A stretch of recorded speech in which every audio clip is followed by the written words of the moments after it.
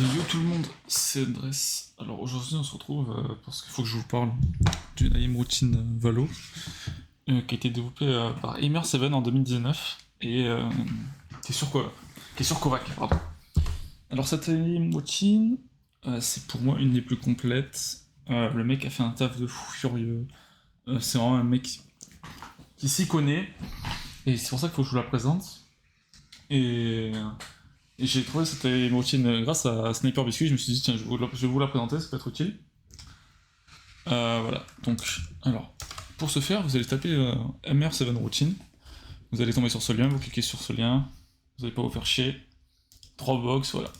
Donc une fois que vous téléchargez votre PDF, vous voyez, 13 janvier 2019, on est là et donc il va vous expliquer le principe du guide, tout ce que vous avez à faire, tout ce que vous... plein de choses en fait par rapport à l'AM. Mais moi j'ai principalement vous parler des exercices. Alors je vous conseille déjà, si vous n'avez jamais touché à du Kovac, même si vous êtes assez bon on va dire sur Valo, ce que je dis assez bon c'est Immortal 3 minimum. C'est-à-dire que moi aussi je suis gaze, hein. Mais ce que je veux dire par là c'est vraiment, à part si vous faites du Kovac régulièrement, faites la complète beginner pour vous familiariser à Kovac justement, parce que c'est pas la même chose, mais ça vous permet de travailler.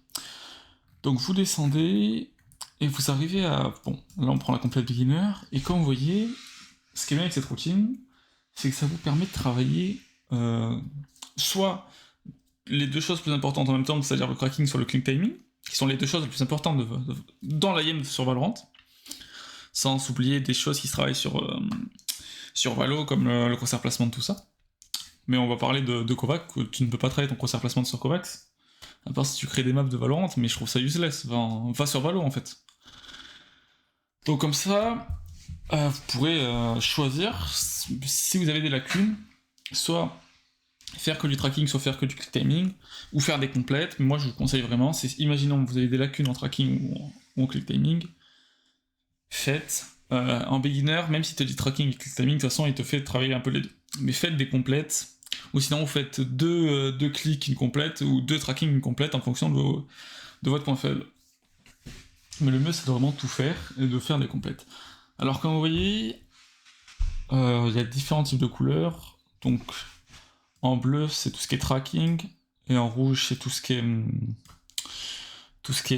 click timing, et si j'ai bien compris, parce que je suis gaze en anglais, violet c'est les deux, violet c'est un mélange des deux. Donc tout ce qui est entouré là, de bleu ou de rouge, ça va être le nom des exercices, et comme vous voyez il va vous dire, vous aurez le temps à faire, plus une indication. Vous n'êtes pas obligé de faire 15-10 minutes pour chaque exercice. Tout le monde n'a pas le même temps, tout le monde n'a pas la même envie. Par exemple, un mec qui travaille, il rentre le soir, il veut la faire, il n'a pas forcément le temps de prendre... Allez, il y en a pour 1h10 pour le tracking, et pour les deux, t'en as pour 1h10, je sais compter, oui, je sais compter. Pour 70 minutes, t'as pas forcément le temps. Donc vous pouvez réduire entre 5 et 7 minutes par exercice. Sachant que des fois 10 minutes ça peut être long, surtout vous avez envie de jouer. Mais n'oubliez surtout pas, ne négligez surtout pas, avant de lancer une game, après avoir fait votre routine, lancez des deathmatch pour vous réhabituer aux mécaniques de Valorant. Parce qu'il ne faut pas oublier qu'on n'est pas sur Valorant, on est sur Kovac. Donc moi j'ai envie de faire une click timing, je vais vous donner un petit exemple, donc je copie-colle mon One Wall 6 Target TE, donc je lance, là on est sur Kovac. Attendez, écran noir, là on est sur Kovac, c'est bon. Là on est dans Online Playlist, vous voyez ici, regardez ma souris, on va dans Online Scénario, je colle le nom, je recherche, je lance, et hop là. Donc, je mets pause. Il y a deux types de modes, soit le free play, donc c'est un mode à l'infini, soit le challenge qui lui sera un mode sur 1 minute, ou en fonction d'exercice. Donc par exemple, prenons le One Wall 6 Targets. Alors le but de cet exercice, c'est de travailler votre muscle memory et votre précision. Donc pour cela, au début, vous allez prioriser de tout le temps tirer sur la boule, vous voyez. Hop, hop, hop, je ne tire pas tant que je ne suis pas sur la balle. Voilà, je vais me faire deux petits ratés, c'est pas grave. Et au fur et à mesure, vous allez augmenter votre vitesse. Mais au début, priorisez pas forcément la vitesse, priorisez la précision. La vitesse viendra avec le temps. Une fois que vous aurez, on va dire, 100% de précision, voire 95% sans vitesse, là, vous pourrez en mettre et bombarder si vous voulez. Voilà. Donc, vous faites l'exercice, voilà, j'ai fini mes 15 minutes. Écran noir, c'est normal, c'est chiant, OBS qui casse les couilles. Je finis mes 15 minutes, on change. Voilà, et je prends mon autre exercice, je fais 10 minutes, tout ça. Vous aurez des indications quand est-ce qu'il faudra que vous passiez à un autre type de programme. Et par exemple là, il vous dit tu seras considéré comme un temps intermédiaire une fois que tu auras fait ça 10-15 jours. Donc c'est un programme qui est très long, et il faut pas sauter des étapes. Par exemple, moi je me suis dit, bon, les frères, ça commence à le faire, ça fait une semaine, j'ai comme un peu de level sur Valo, mais du level sur Kovac j'en ai pas, et le Boon 180, qui est mon ennemi public, où je suis la plus grosse merde au monde, lui il m'encule. Vous voyez, c'est vraiment pas un type... Bon, là j'ai une main dans le phasar et je suis allongé sur ma chaise, donc je fais de la merde. Mais c'est vraiment pas le type d'exercice que je kiffe, vous voyez. De toute façon, dès qu'il y a plein de trucs qui bougent, moi ça me saoule. Moi j'aime bien tout ce qui est gros emplacement de carré, donc voilà. Donc ne sautez vraiment pas les étapes, allez-y petit à petit.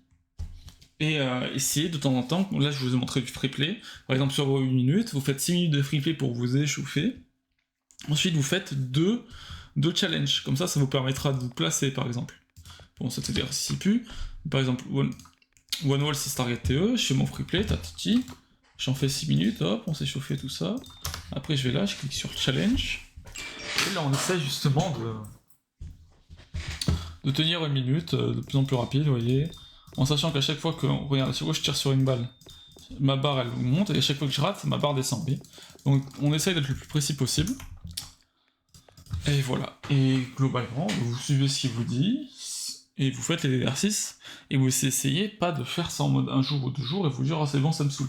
Essayez de tenir ça sur, on va dire, 1 mois, ou même 15 ans. C'est bon, c'est grand 15 ans, mais soyez réguliers. Et essayez pas de vous dire, ok, aujourd'hui, je fais 8 heures.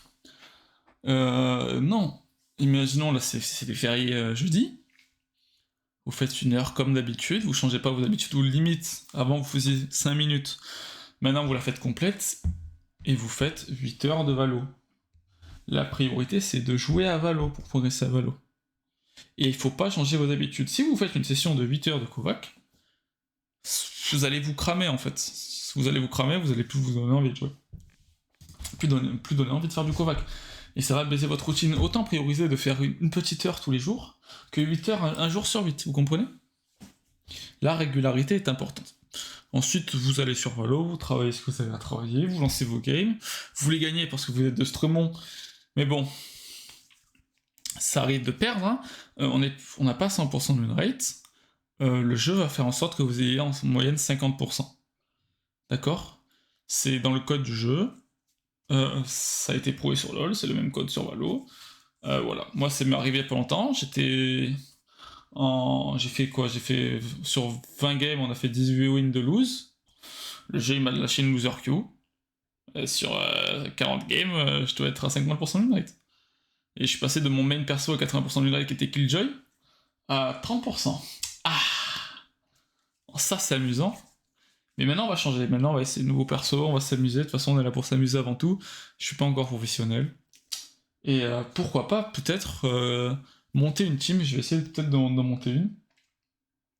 Comme ça je pourrais vous partager d'autres exercices, travailler en équipe, tout ça, ça pourrait être super important. Bon, là je divague, j'ai juste vous parler d'une dernière chose, c'est le grid shot 3x3, que je trouve super intéressant. Pourquoi? Parce que en free play ça pue la merde, mais quand vous êtes en challenge, ça va durer 1 minute. Et rester comme ça pendant 1 minute, bon je fais de la merde, hein, c'est pour vous montrer. Quand je reste comme ça pendant 1 minute, le poignet à fond, ça va me permettre de travailler mon muscle, et de travailler aussi ma consistance, c'est-à-dire que je serai que mon poignet il pourra s'enculer à fond pendant 1 minute, vous voyez. je pourrais être full focus, et que même si je suis comme ça rigide pendant une minute, à tout le monde, tac tac tac tac, ça part, vous voyez. C'est comme ça que je le vois. Pareil pour votre activité, vos mouvements de poignet, vous voyez. C'est comme ça que je le vois. Certains seront peut-être pas d'accord, des professionnels de l'AM seront peut-être d'accord, mais c'est comme ça que je le vois, je vous donne mon ressenti. Je dois bien vous casser les oreilles avec les c'est rigolo, je suis désolé. Donc je vais d'abord vous remercier d'avoir écouté ce petit training, j'espère que ça va vous aider de fou furieux. Je vous dis à la prochaine pour une future vidéo les frères. Sur ce, portez-vous bien, si ça vous a plu, n'hésitez pas à vous abonner, à venir sur Twitch, faire coucou, là ça fait plaisir, là il y a de plus en plus de personnes qui viennent me faire coucou, c'est super, super gentil de votre part. Je vous remercie les frères. Sur ce, portez-vous bien, à la prochaine, ciao ciao.